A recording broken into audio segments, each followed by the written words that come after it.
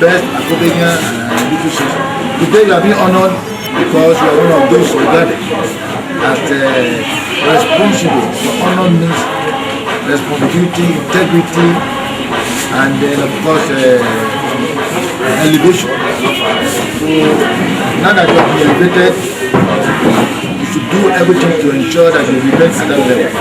Never let it come down. Due to reputation, to a higher level. I congratulate you. Thank you.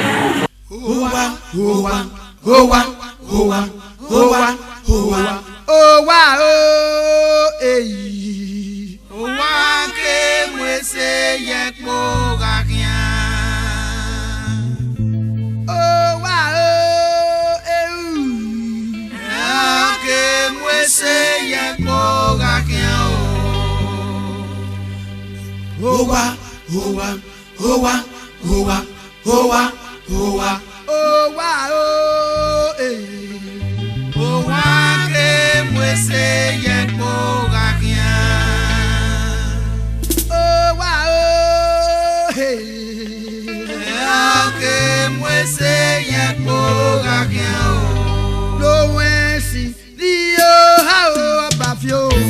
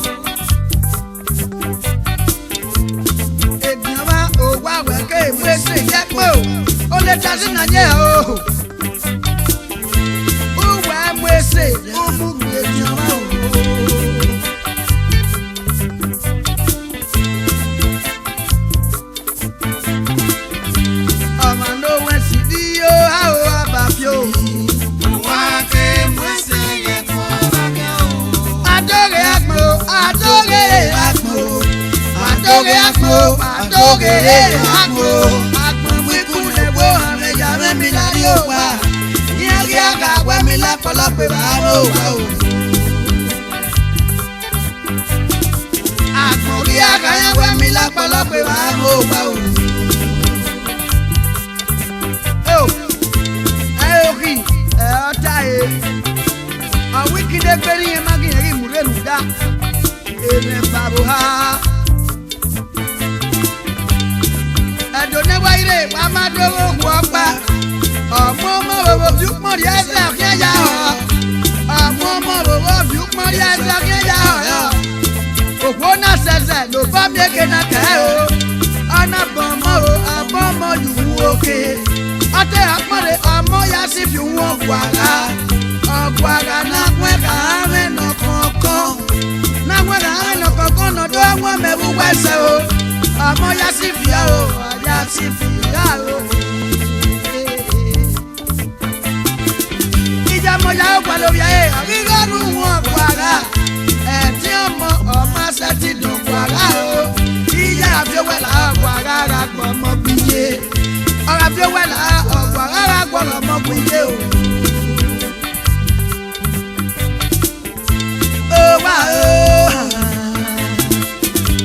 ọmọ Nohuensi ọrí ó bá fi òye rẹ o. wá ké mwese yẹ kó lọ́kẹ́ o. ìyá mọ̀tẹ́ kí wọ́n yá mórí ẹ̀. ọ̀gígé ukú payọ̀ dé o. ukú payọ̀ dé ọ̀yọ̀ dé ukú payọ̀ dé o. ukú gbaná sí ètè yìí. Ukubanado adawa wa eyo ha siki eye wele leruda wa mi ya iya mo ra tumu no siko ye ukuba iku apagbe ori iku apagbe ori aran momo edo nebu aire otabu ni ekano wata mameni abeno kuona ngea mbobia ihu ogwana na de ukuba gogwa to boy ma wagita mame o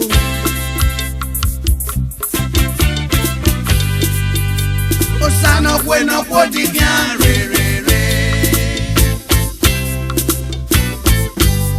osano bueno podigan re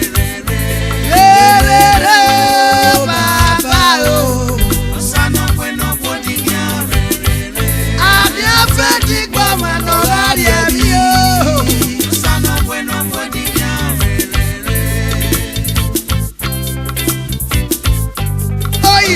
bueno podigan o unu mama ike mi na kaya nwe o sana bueno podigan unu mama ike mi na kaya nwe o sana bueno podigan isame sana ye fe bole te ike ya baloto sana bueno podigan aki afe digba mano rari ebi yo sana bueno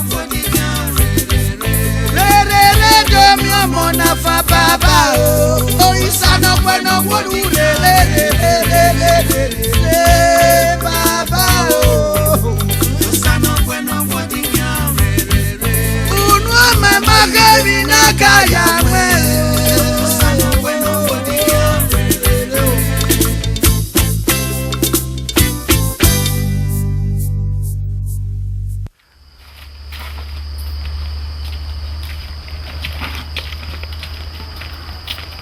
Taco.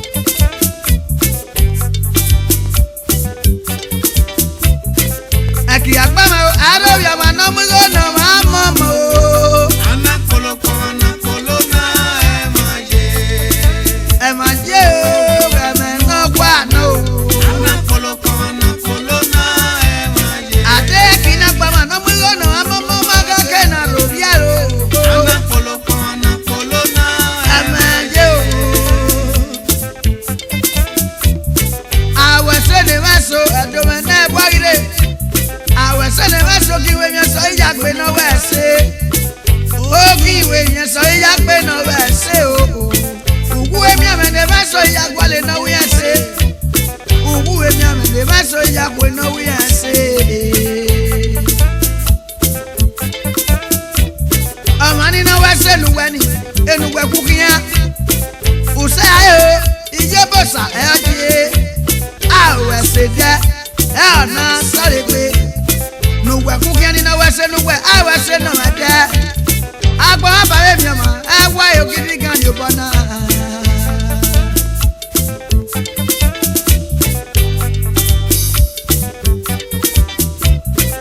Ẹ̀kì àgbàmọ̀ o àárọ̀ bí ọmọ náà mú ìró náà máa mọ̀ ọmọ o. Àdé ẹ̀kì náà pamọ́ àárọ̀ bí ọmọ náà mú ìró náà máa mọ̀ ọmọ. Ẹ máa yé ẹ̀mẹ̀ náà wà náà o.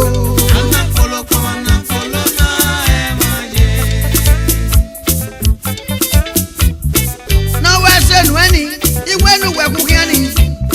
Sáyé o ìjọba sàyé. Àpòánú bíkó bíkó àpòánú. Láò sàláyé. Zálọ́bà o ìwé nu zálọ́bà.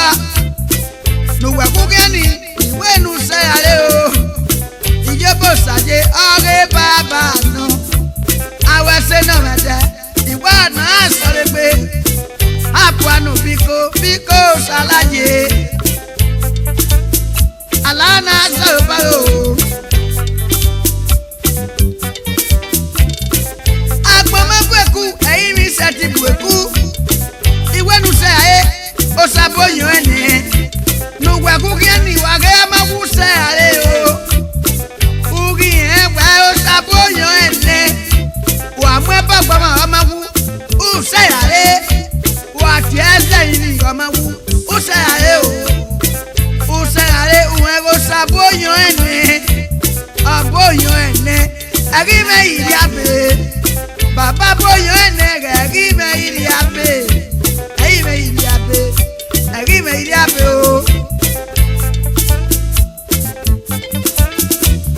Èwe ṣòra rí mọ̀ ẹ̀wọ̀n gèvà ẹ̀ ní agbá súnmà zìrẹ́ mi ro.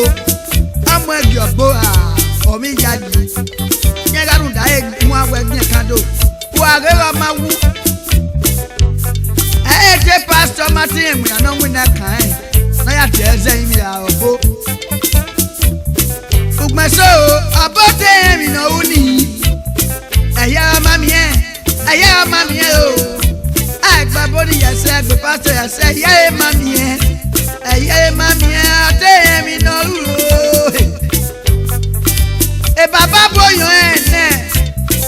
Ẹ̀mí yàbẹ̀ ẹ̀mí yàbẹ̀ ẹ̀yìn mi yàbẹ̀. Agisa opa re baba je. Ageleza opa arosaye o. Ageleza opa arosaye. Amani ni wekpo geni wa re amade. Ageleza opa arosaye. Weze wa paswe ni ama wa re amade o. Ageleza opa arosaye. Uzeru e boswe ni ama wa re ye wa amade. Ageleza opa arosaye. Uze wa banki ase ya fo unuwe o. Ageleza opa arosaye. Uze mu awe je kando nuweru dai mu awe oye rwa o fufufu. Ageleza opa arosaye. When on daba mu awe uwu dansi la kan. Ageleza opa arosaye. Ageleza opa arosaye o. Ageleza opa arosaye. Ageleza opa arosaye o. Ageleza opa arosaye. Awe mi dan nem na we ba kai ke o do mi we no ne o. No we mi si agaba bota o, e mo masulu. Awe mi dan nem na we ba kai ke o do mi we no ne. No we si agaba bota o, e mo masulu. Awe mi dan nem na we ba kai ke o do mi we no ne ji. No we si agaba bota o, e mo masulu.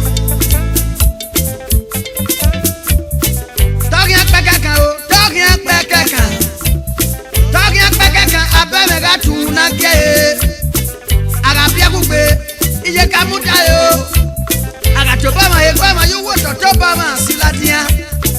Iwa abiaku gbegideke na mudiare. Akbekeka abemega tunakeyo. Awe bitane minawe baka ikia otomwe none o. Nohuensi agaba bota o emo masu. Agawe bitane minawe baka ikia otoria miwe none. Nohuensi agaba bota o emo masu. Ogogo amwamene amunu masalopwa. Ogogo amwame ununi tamwe masalopwa. Atata bonu ya siba e baba ra pere edede. Orionu ya siba ni e baba ogagere. Ogagere. Ogagere o. Omo ufa o, umeke nu kian lesejo. Omo ufa meke no kian lese. Esu o, asati ko bi o same. Ruda obi anye. E o, obi anye.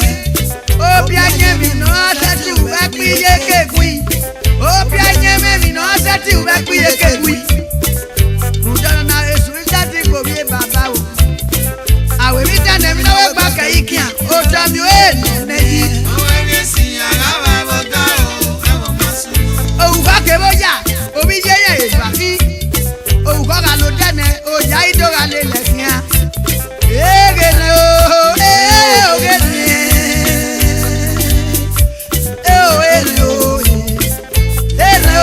Ene mendo bi yo balo. Ene ga wa gane, oja ido ga le lekia. Ene ga wa gane, efe ido ga le lekia. Ene ga wa gane, emori ga ene nunu ene. Ene ga wa gane, emori do ga ene nunu o. Emo mendo bi ye. Uye yoko. Uye yoko o. Uye kule. Emo mendo bi ye ne. Wa te ga o bi ye. Emi na we gba ka ikia o.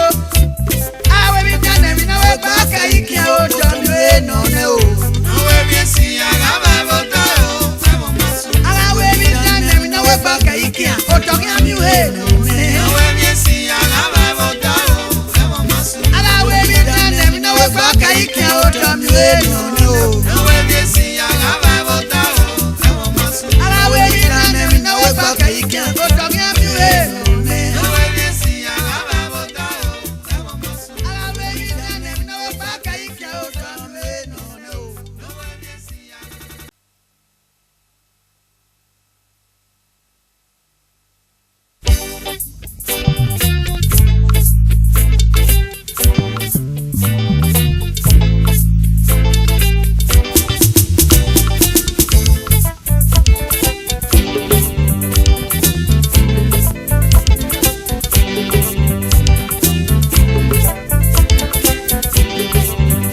Oi same na kiade o.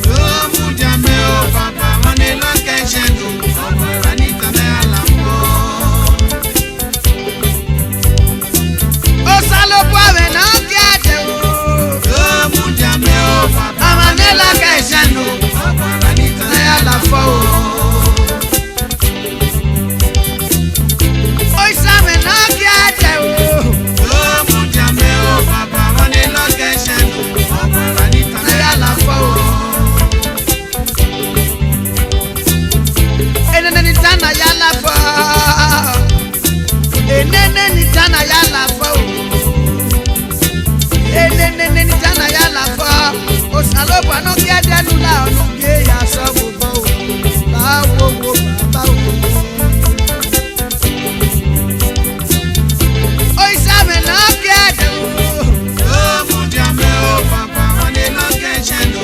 Omo anita me alambo. O salo kwame na kiade o. Mudiame o papa manelo keshenu. Omo anita me alambo. Enene ni ta o. Amanu we ma o. Opo era nenita. Enene ni ta o. O pe ami o kwa ye erie. Opo era nenita. Enene ni ta o. O mi o da ye eran o.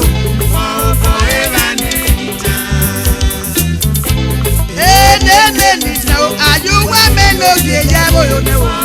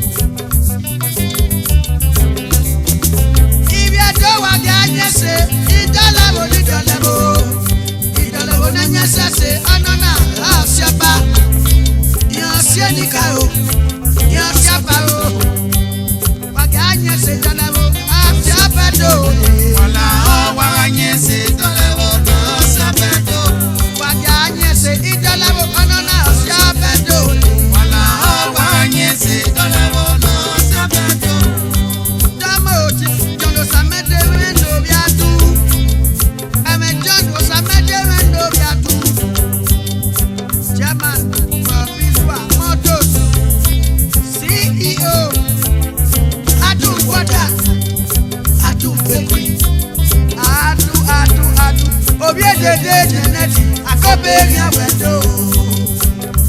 Our no way for this one. People are made to be a do with your top. When no work, I went and all your look. No yare o tende one.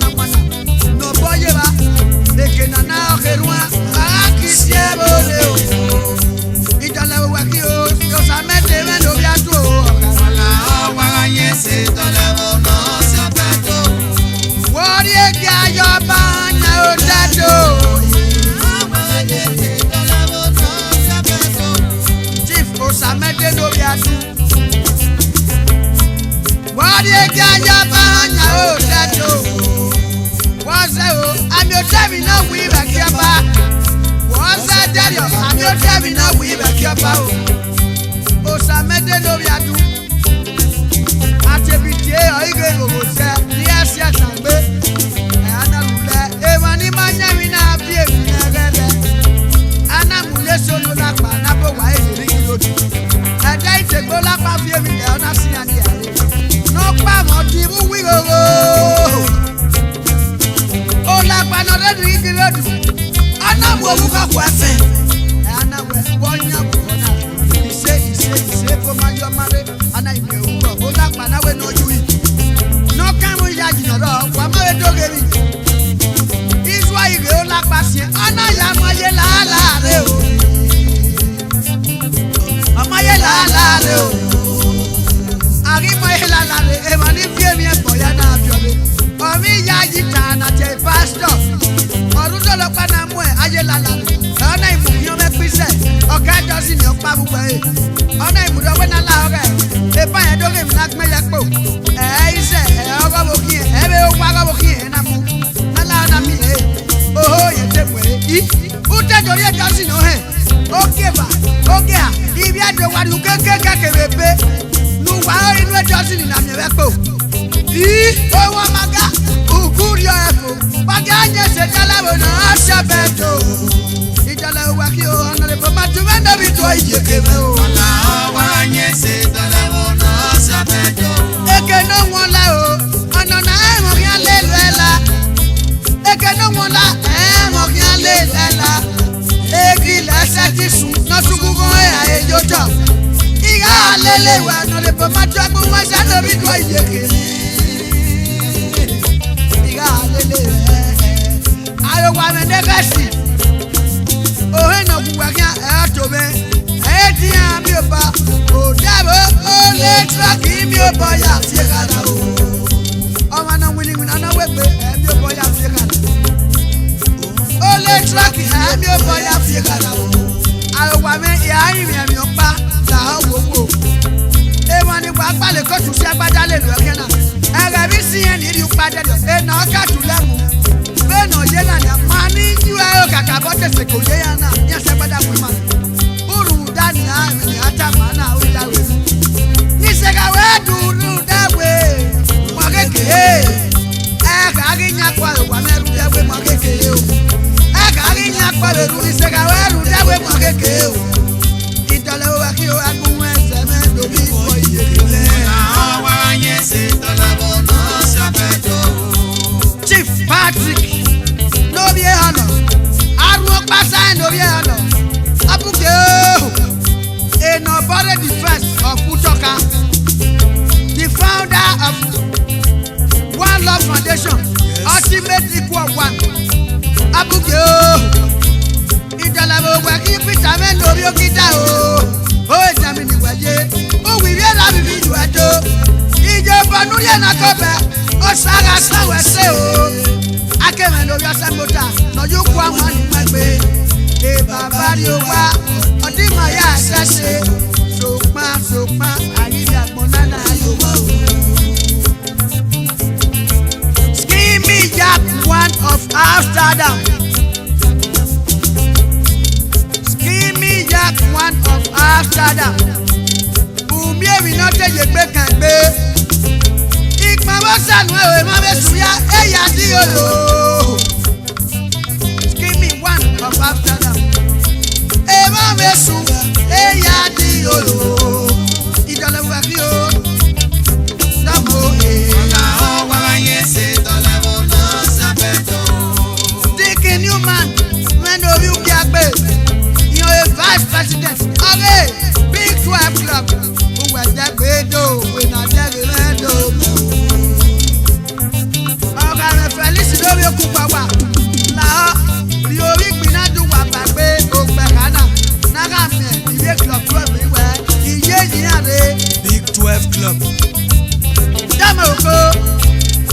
JB Usiababo La Coca NPC Wenafia Uga Medes Akobeghian Wedo Adafura no Biokwo we Nohuensi yo E Nohuensi me no bioke Obi bi go me no pebo Adafura do me Oe Barcelona E baba ya ye o Idolevbo aki o Edena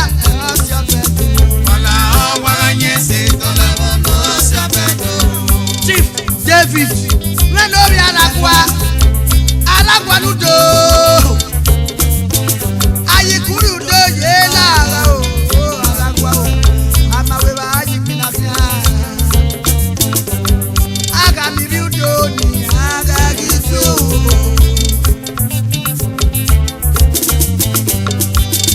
Adaza Ọma Jesi Anthony Ogungwawa MD Atokus Moto Iye Banuri na Akobe Isati we o Pakistan me no we mafidon we Greg do me o Iponwo sanu we o e ba me suya eya ni o Mrs. Pat Oduware me no bi odegwe Akobeghian wedo ye wa yo Idolevbo aki o party me no bi odegwe o Wala o wala yese Idolevbo no sabedo Freed Macha Osasere Osarogie Chama IDOUBOMUN community Wonya hotel ne wana no IDOUBOMUN estate IDOUBOMUN Odafi yellow Odafi pilaki O wata we do obi atia we Obi edede kan batu O wata we do Idolevbo aki wa siabedo Wala o wala yese Idolevbo no sabedo Julius Mendo obi amadi o Dama o baba Ebu amole community Eba wena fia e Ebu kyotu ibi ebu amore ya me o Uwe nile wa kyotu e Adazoma Mr. Blackie Ogutana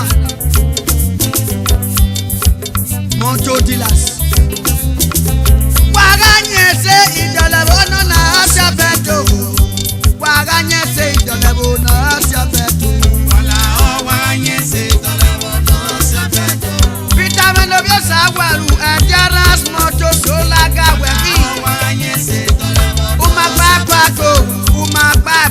one Olaga Weki Obio Sawaru wala yese Idolevbo no sabedo Freddy Menobio Agboga Ugyo Tobia Duge Me O Kulusa Wala yese Kuya Dole Canada Do Pakistan Ugyo Twe Gragi Me O Honorable Agumweza Ndobi Kwa Iyeke